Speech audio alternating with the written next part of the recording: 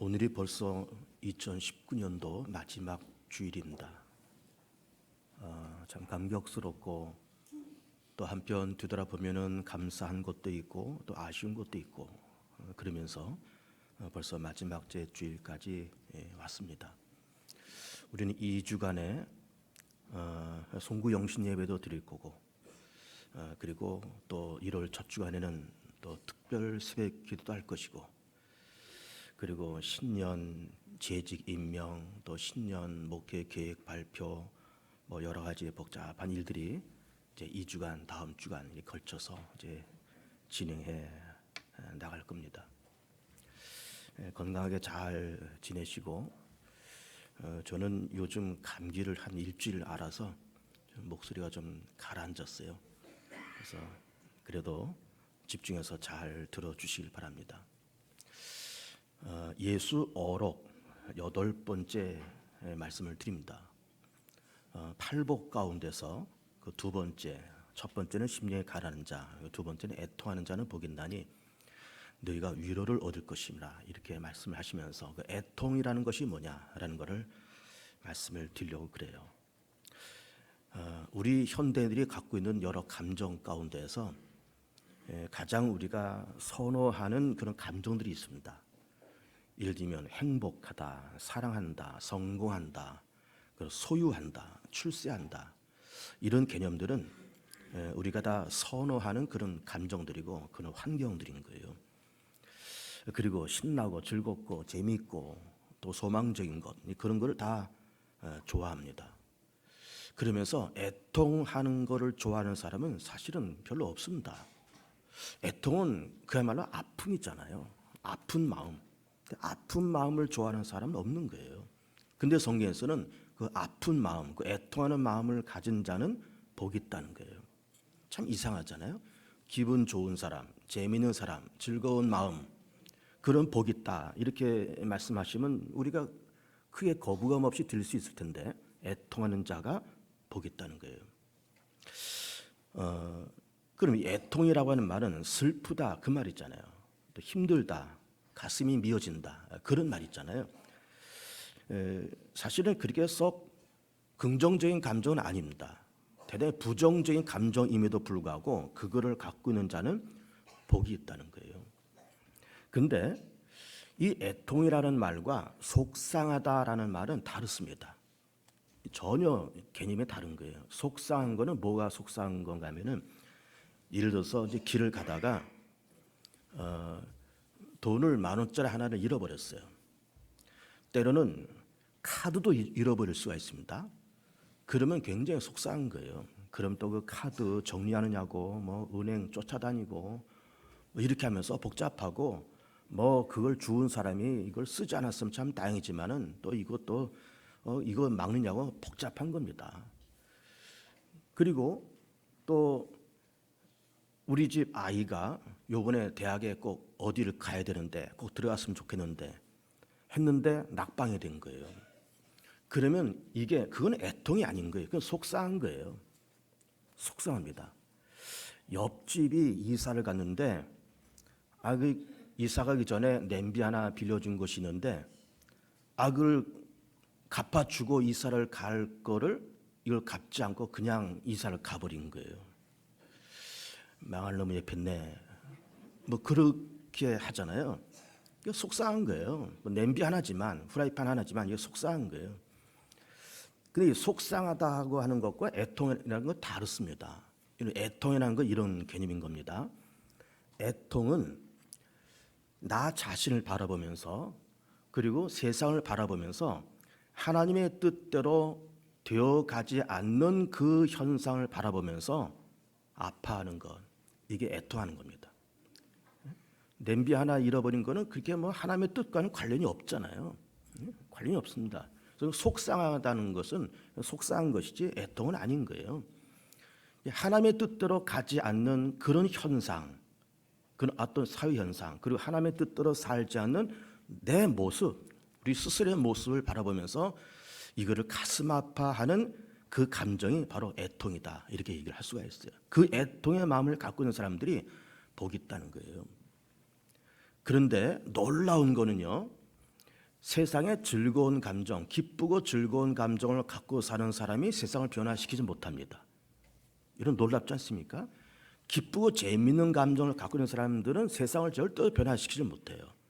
애통하는 감정을 갖고 있는 사람들이 세상을 변화시킵니다. 예를 들면 우리 지난 세기에 우리가 일제 강점기가 36년 있었습니다. 그럼 그 일제 강점기 때에 친일파 세력에 붙어서 나라를 팔아먹으면서 그러면서 일본 정부로부터 각종 특권과 모든 기득권을 갖고 있는 사람들에게는 그 세상은 정말로 좋은 세상인 겁니다. 그래서 그 일제 강점기는 너무너무 행복한 그런 시간이었어요. 그 사람들에게는. 그러나 생각 있는 사람들에게는 우리나라의 모든 정치적인 외교적인 모든 주권을 일본한테 빼앗기면서 그러면서 이 나라가 자주 독립이 안 되고 일본에 의해서 좌지우지되는 그런 세상이라고 할 때 그런 세상을 바라보면서 이게 하나님의 뜻이 아니잖아요. 하나님 원치 않는 뜻으로 이 대한민국이 흘러가는 그 모습을 바라보면서 마음 아파해서 그러면서 독립운동에 뛰어 들어가는 거예요. 어떤 사람은 젊음을 바쳐서, 어떤 사람은 국내에서, 어떤 사람은 국외로, 어떤 사람은 재산을 바쳐가면서 그러면서 뛰어 들어가면서 그렇게 일을 하는 겁니다. 누가 세상을 바꿨을까요? 친일파가 세상을 바꿨을까요? 아니에요. 그 일제 강점기 36년 동안 젊음, 재산, 때로는 목숨 이걸 다 바쳐가면서 나라의 독립을 위해서 애통한 사람들에 의해서 나라가 독립이 됐지. 친일파들이 배투 들어가면서 좋다, 뭐 너도 좋고 나도 좋고 뭐 누이 좋고 매부 좋다 하면서 배투 들이는 사람들에 의해서 세상은 달라지지 않았습니다. 절대로 그렇게 되지 않았습니다. 애통하는 사람에 의해서 세상은 달라지는 거예요. 여러분, 예수님께서 십자가에 달려 돌아가시기 바로 전날 예루살렘을 바라보시면서 이렇게 외치셨다는 겁니다. 예루살렘아 예루살렘아 선지자를 죽이고 내게 파송된 자를 돌로 치는 자여 안탈기 그 새끼를 날개 아래 모음같이 내가 내게 내 자녀를 모으려 한 것이 몇 번이더냐. 예루살렘아 예루살렘아 선지자들 죽이고 내게 파송된 자들을 돌로 치는 자여. 그러니까 하나님은 그 이스라엘 사회와 예루살렘 사회를 구원하시고 그들을 깨우치시고 그들을 바른 길로 인도하시려고 시대마다 선지자들을 보내셨습니다. 이사야도 보내시고 예레미야도 보내시고 아모스, 미가, 호세아 많은 선지자들을 보냈는데 그 왜 보내셨을까요? 깨달아라, 바로 서라, 하나님께로 돌아와야 돼, 우상을 버려야 돼. 그러면서 순간순간마다 때마다 선지자들 다 보냈지만은 선지자들이 세상에 와서 환영받고 영접받은 사람들이 거의 없습니다. 죽고 고문당하고 그리고 또 추방당하고 그러면서 그렇게 됐고 마지막에는 하나님의 아들까지 오셨지만은 하나님의 아들까지 십자가에 못 박는 것이 예루살렘 사회였어요. 과거에는 선지자를 이제 하나님의 아들을 십자가에 못 박는 그런 예루살렘의 그 모습을 보시면서 예루살렘아 예루살렘아 선지자들을 죽이고 내게 파송된 자들을 돌로 치는 자여 암탈기 그 새끼를 날개에 모음같이 내가 내 자녀를 모으려 했던 것이 몇 번이더냐. 그러나 너희들은 원치 아니하도다. 이렇게 말씀을 하시고 있는 거예요. 그러면서 그 타락하고 하나님의 뜻을 영원히 거역하면서 살아가려고 하는 그 예루살렘을 향해서 안타까워서 예루살렘아 예루살렘 하면서 부르짖는 그 예수님의 그 열정이 그리고 십자가에서 못 박히시고 가시면류관 쓰시고 죽으시는 그 열정을 통해서 우리가 죄사함 받고 하나님께로 가는 길이 열리게 된 거예요. 예수님께서 33년 동안에 우리 성경을 보세요. 33년 예수님께서 그렇게 사시면서 또 마지막 3년을 공생에 사시면서 예수님이 언제 뭐 룰루랄라 하시면서 재미있게 즐겁게 뭐 소풍 다니시면서 뭐 너도 좋고 나도 좋고 맨날 놀고 먹고 그러시면서 살았다 그랬습니까? 절대로 그렇지 않았어요. 머리 둘 곳이 없다. 머리 둘 곳이. 인자는 머리 둘 곳이 없다는 거예요.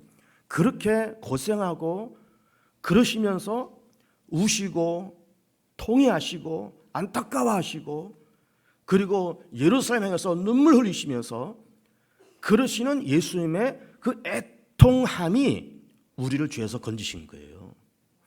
예수님이 룰루랄라 세상을 사신 것이 절대로 아닌 겁니다. 절대로 아니에요. 그러니까는 그냥 너도 좋고 나도 좋고 다 좋다 그러면서 그냥 배두드리면서 살아가는 그런 생각 없는 사람들에 의해서는 세상은 조금 더 달라지지 않습니다. 흘러가는 세상을 바라보면서 애통하고 이 하나님의 뜻이 이게 아닐 텐데, 하나님이 이걸 바라보시면서 안타까워하실 텐데, 이러면 안 되는데, 세상이 이러면 안 되는데, 사회가 이러면 안 되는데, 내가 이러면 안 되는데, 그러면서 그 애통해하는 사람에 의해서 그 사람의 개인이 달라지고 사회가 달라지고 세상이 달라지는 거예요. 그렇게 되어 있습니다.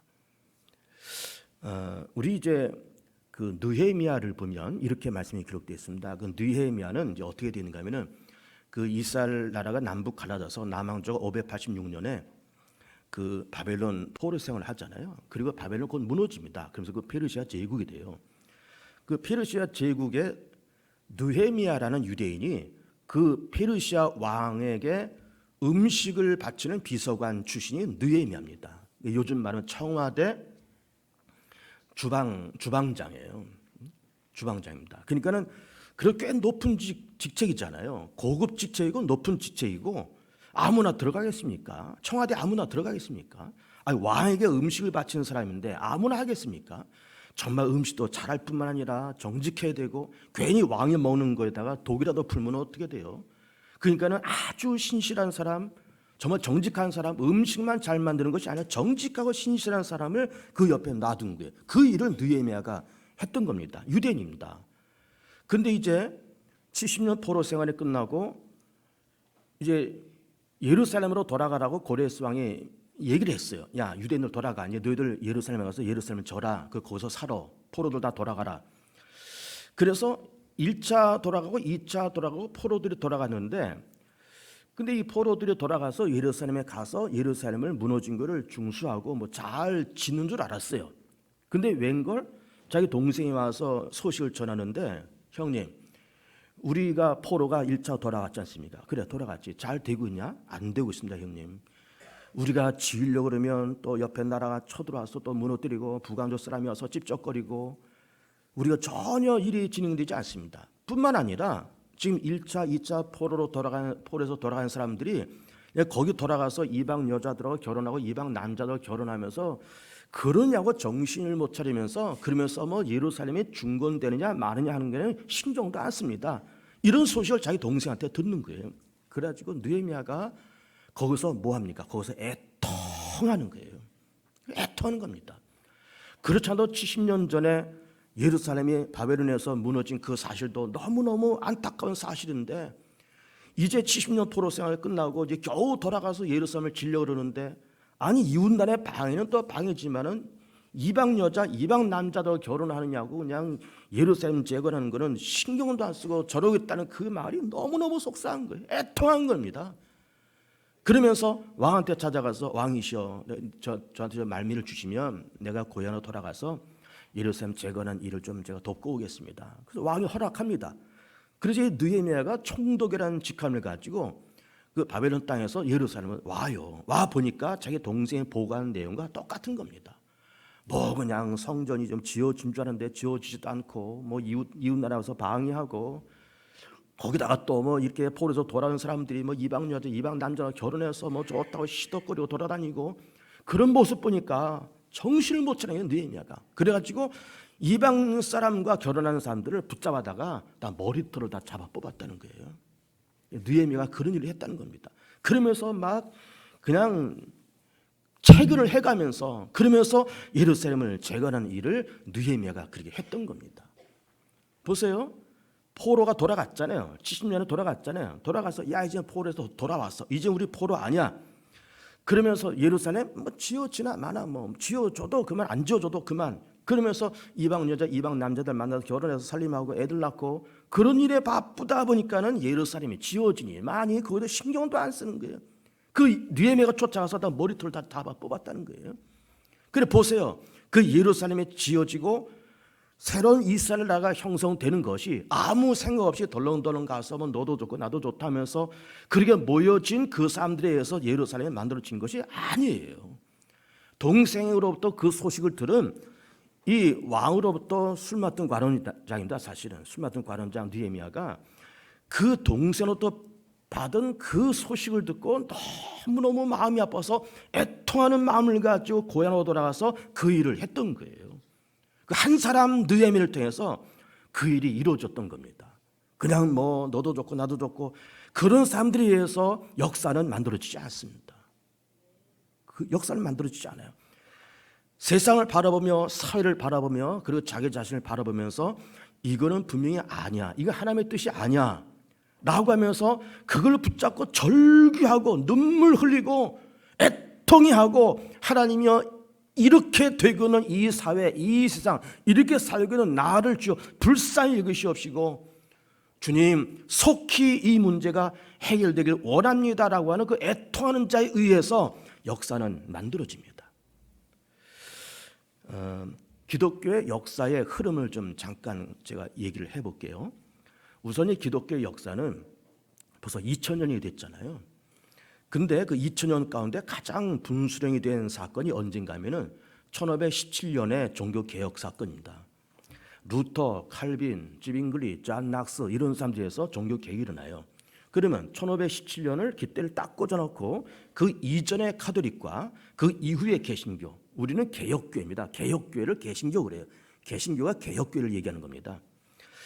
그래서 이 1517년에 일어났던 종교개혁 이전의 카톨릭은 어땠는가? 몇 가지 문제점이 등장을 합니다. 뭐가 등장하는가 하면은 카톨릭은 교황이 있잖아요. 이 교황은 하나님의 대리자입니다. 그리고 하나님의 말씀, 성경이 언제나 최고의 권위에 있어야 되는데 성경 외에 또 하나가 있습니다. 뭘까요? 그게 바로 교회예요. 성경 외에 교회가 있습니다. 성경을 해석할 권리가 교회 가운데 있었던 거예요. 그래서 교회에서 그 성경을 해석하는 대로 그것이 그냥 말씀이 되었던 겁니다. 성경을 해석하고 성경을 재단할 권리가 교회에 있었어요. 그러니까 말씀의 권위가 아닌 교회의 권위가 더 컸다 그 말이에요. 그리고 사제들이 다 자기한테 와서 고해성사를 해야 죄산 받는다 그렇게 얘기를 한 겁니다. 지금도 카톨릭은 그렇게 하죠. 그래서 신부한테 가서 다 자기를 죄를 고백하고 그 면죄부를 팔고 연옥을 얘기하고 여러분 우리가 연옥에 대해서는 우리가 평소에 잘 듣지 않았던 개념이에요. 뭐 저도 여러분들에게 얘기할 기회가 별로 없었고 카톨릭은 지금도 연옥을 믿고 있습니다. 또 그렇게 종교 개혁이 일어났던 그 전에도 카톨릭은 연옥을 갖고 있었어요. 연옥을 믿고 있었습니다. 천국과 지옥의 중간 단계예요. 죽은 사람이 어느 날 이렇게 죽었는데 영혼이 이게 떠났는데 지옥에 떨어뜨리기는 좀 아깝고 그렇다고 해서 천국에 들어가기에는 뭔가 좀 부족하고 그래서 뭔가 좀 성화시킬 수 있는 어떤 단계가 필요하다. 그것이 바로 연옥인 겁니다. 그 사람이 연옥에 들어가는 거예요. 거기서 이제 훈련받는 거죠. 훈련받아서 천국에 들어갈 수 있게 훈련받은 다음에 천국에 들어간다 그 말이에요. 까딱하면 연옥에다가 지옥으로 떨어질 수 있어요. 그 훈련을 잘못 받으면 떨어질 수 있습니다. 그 연옥론을 카톨릭은 지금도 연옥론을 믿고 있고 종교개혁 그 이전에도 연옥론을 믿고 있었습니다. 거기다가 종교개혁 이전에는 일반 평신도들은 성경을 읽지도 못하고 소유하는 것도 금지됐습니다. 이게 놀라운 얘기 아닙니까? 여러분 우리가 하나님의 말씀을 내가 내 손으로 잡기 시작한 것이 불과 500년밖에 안 됐어요. 기독교 역사 2000년 가운데 1500년 동안에는 이 성경은 그 교회의 최상부에는 교황과 사제 이런 사람들만 성경을 소유하고 읽고 있었지 평신도들은 성경을 소유하는 것도 금지고 읽는 것도 금지예요. 이게 얼마나 엄청난 사건입니까? 하나님의 말씀을 우리 기독교가 1500년 동안 봉쇄해 놓고 있었던 거예요. 이것이 과거의 그 카톨릭의 모습이었습니다. 이거를 누가 봤을까요? 종교개혁자들이 바라보는 겁니다. 바라보면서 어떻게 했을까요? 애통해 하는 거예요. 하나님이요, 말씀이 가장 큰 권위가 있어야 되는데 말씀 위에 교회가 있고 교회 위에 교황이 있고 우리 죄를 내가 예수님의 이름을 가지고 나가서 하나님 내가 이런 죄를 저질렀으니 용서해달라고 구하면 저는 미쁘시고 의로우사 우리의 죄를 다 사하시면서 기억조차 안 하신다 그랬는데 일일이 다 사제한테 가서 고해성사를 해야 되고, 그런 이 기독교의 그 카톨릭의 이런 잘못된 문화와 하나님의 뜻이 아닌 것으로 교회와 카톨릭 교회가 흘러가는 그 모습을 보면서 애통해한 사람들이 있었습니다. 그 사람들이 누구예요? 그 사람들이 바로 루터, 칼빈, 찌빙글리, 존 낙스 이런 사람들이에요. 그 애통하는 그 마음을 가지고 종교 개혁을 일으킨 겁니다.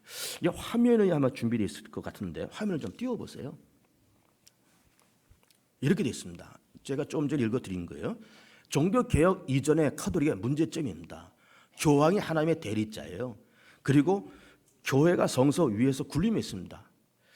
마리아의 제2중보자론, 이거는 지금도 카톨릭은 마리아를 제2중보자로 그렇게 섬기고 있습니다. 마리아한테 기도하잖아요.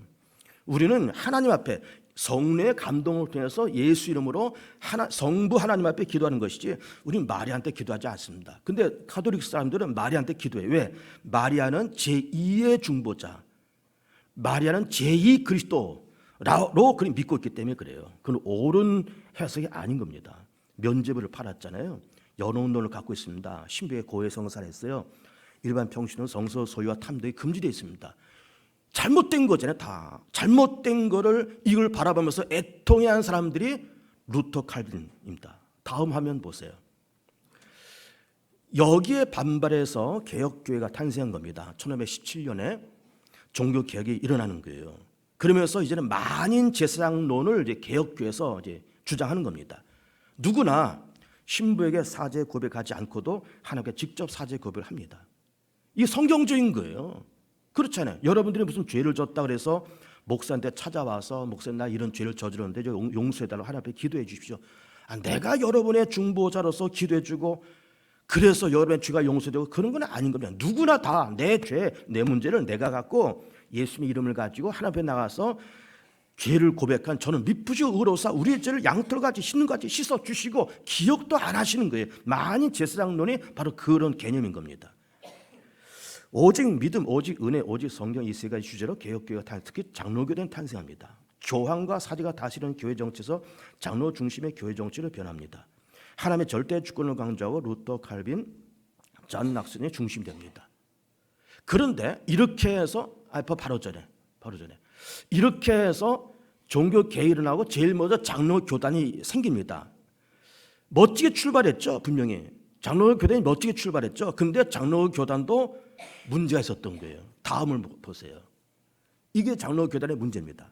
장로교단이 지나치게 믿음과 은혜를 강조한 나머지 선행을 무시한 경향이 있다. 여러분 이게 중요한 겁니다. 오직 믿음, 오직 은혜, 좋죠. 오직 말씀 좋습니다. 그런데 뭐가 빠졌을까요? 행함이 빠진 거예요. 그러니까는 믿음. 나 예수 믿어. 나 교회 잘 다녀. 구원받았지. 하나님의 은혜 구원받았어. 구원받았으니까 이제는 뭐 마음대로 살아도 돼 하면서 행함이 그 뒷받침이 되지 못했던 거예요. 이거 이제 장로교단의 약점이고 종교개혁의 약점이 이겁니다. 그러니까는 인간 세상에서 일어나는 그것이 뭐 개혁이 되었던 무슨 사건이 되었던 그것이 좋기는 하지만 완벽한 것은 없었던 거예요. 종교개혁도 완벽한 것이 아니었던 거예요.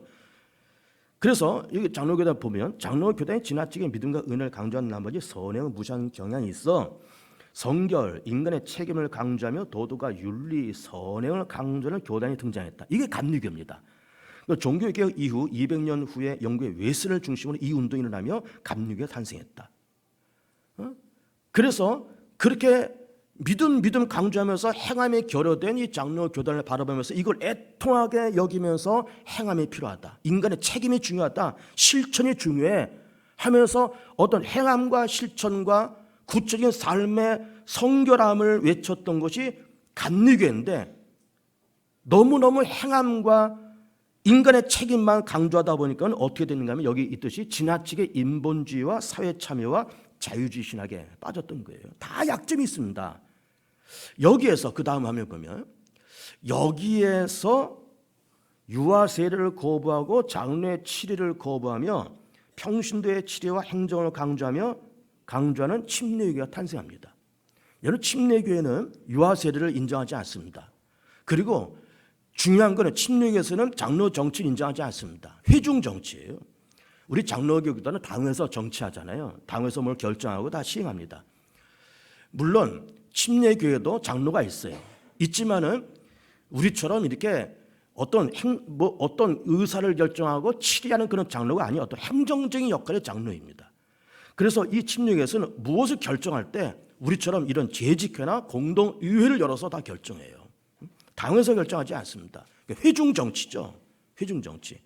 그리고 쭉 보면 침례교회는 장로 정치가 아닌 회중 중심의 정치다. 평신도들의 설교와 신방권까지 부여하고 모든 교회 행정의 결정은 당회가 아닌 회중들에게 묻고 결정한다. 그런 침례교회 탄생하는 겁니다. 제가 지금 이게 기독교 역사 그러면서 카톨릭, 장로교단, 감리교 그리고 침례교 쭉 얘기를 하는 건데 지금 무슨 뭐 교단을 설명하려고 이 얘기를 하는 것이 아니에요.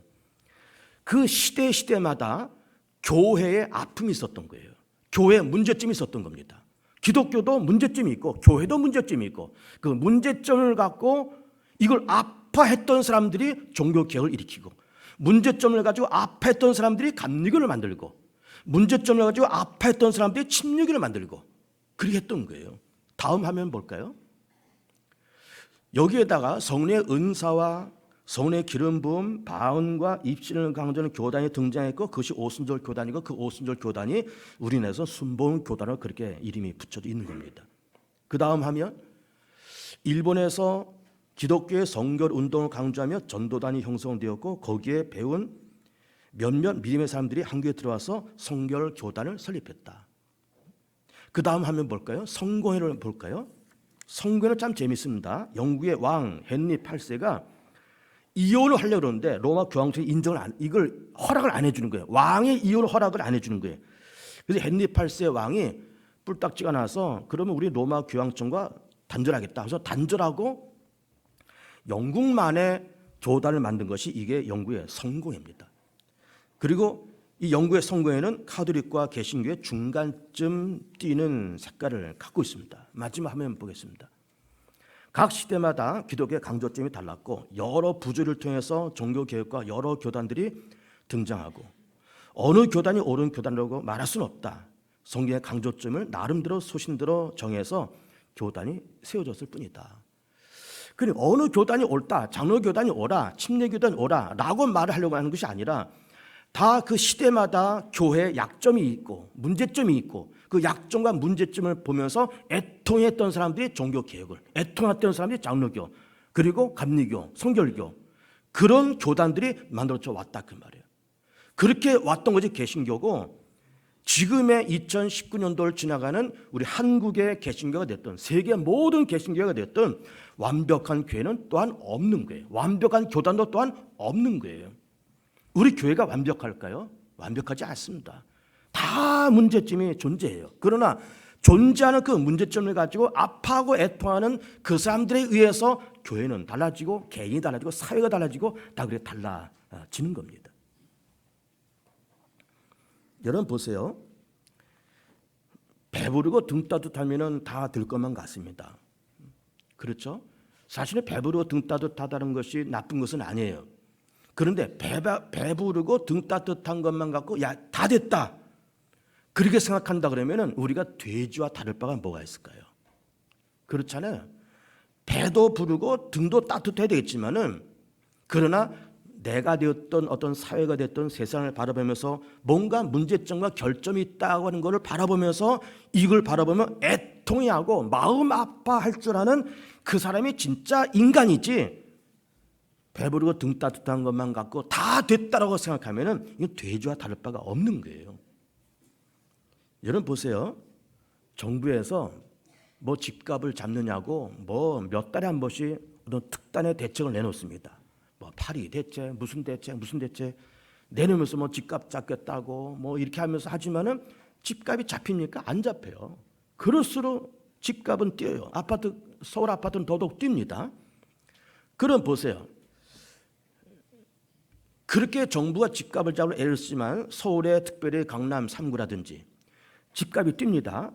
그럼 강남 3구에서 똘똘한 집 몇 채를 갖고 있는 어느 누군가 있다고 쳐보세요. 아니면 어떤 다주택자가 있다고 쳐보세요. 집값이 뛰잖아요. 그러면 이 사람은 좋은 거예요. 강남에 똘똘한 몇 채 갖고 있는 사람은 더더욱 좋은 거예요. 야, 봐라, 내가 10년 전에 거기다가 얼마를 주고 샀는데 지금 봐라, 이게 몇 배 뛰었어, 몇 배. 좋다, 너무 좋아. 집값 뛴 거 얼마나 좋아. 근데 그렇게 해서 본인은 좋은지 모르지만 그렇게 집값이 뛰면서 그것 때문에 아파하는 사람이 얼마나 많을까요? 신혼부부, 청년들, 무주택자들, 서민들 집 한 채 구하려고 쩔쩔매는 거예요. 쩔쩔. 서울의 30평대, 40평대 아파트는 꿈도 못 꾸는 거예요. 수십억을 하니까, 세상에. 수십억을 하니까 꿈도 못 꾸는 거예요. 그러니까는 집값이 올라서 야, 봐, 나 재산이 이만큼 됐어. 본인은 좋은지는 모르지만 그걸 가지고 정말 좋다라고 말을 하는 사람은 그 수준이 낮은 사람입니다. 그런 사람은. 그렇게 해서 자기 재산은 늘어나는지는 모르지만 야, 그래도 내가 재산 늘어난 거는 뭐 늘어난 거지만 야, 이거는 이게 사회 기현상이다. 이거 이렇게 되면 안 되는데 이 젊은 사람들 이거 이렇게 되면 집을 어떻게 구해? 그러면서 그 현상을 가슴 아파하면서 하나 앞에 아버지 하나님, 이거는 우리 사회 이게 아픔이 아닙니까? 하나님, 이거 좀 고쳐주십시오 하면서 그 사회의 아픈 현상을 바라보면서 아파할 줄 아는, 통회할 줄 아는, 애통해할 줄 아는 그 사람이 복이 있다는 거예요. 그 사람이. 우리 그전에 그 IMF 외환 위기 때, 여러분 그 IMF 외환 위기가 벌써 한 20년이 넘었잖아요.